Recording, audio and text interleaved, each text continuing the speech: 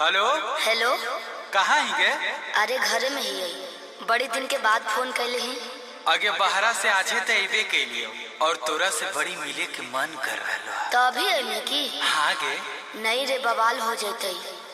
देख मना करमी तो हम मार जीवो। देख जिद मत कर। तब मिले के कोई उपाय निकाल। अच्छा रुक बताओ ही है। जल्दी बता। ठीक है। DJ DJ DJ DJ DJ Jainandan Jainandan Jainandan Jainandan Singhaul Singhaul Singhaul Singhaul